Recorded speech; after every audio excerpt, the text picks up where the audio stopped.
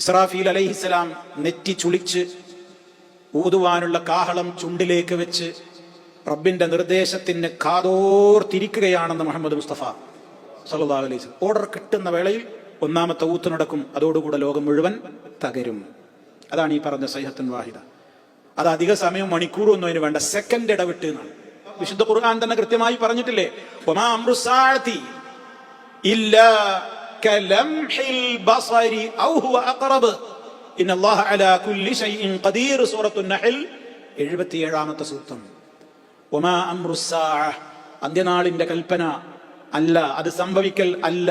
അതിന്റെ സ്പീഡ് പറയുന്നത് നോക്കൂ. ഇല്ലാ കലംഹിൽ ബസരി, ഒരു കണ്ണിമ വെട്ടുന്ന സമയം പോലെ ആയിരിക്കും. കണ്ണൊന്നും ഇമവെട്ട് കണ്ണൊന്നും കിട്ട് ഇവിടുന്ന് അങ്ങോട്ട് കൂടേണ്ട ഒരു സമയം വേണ്ടു. അതിലിപ്പോ എത്ര സമയം വേണ്ടത്? മൈക്രോ സെക്കൻഡുകൾ.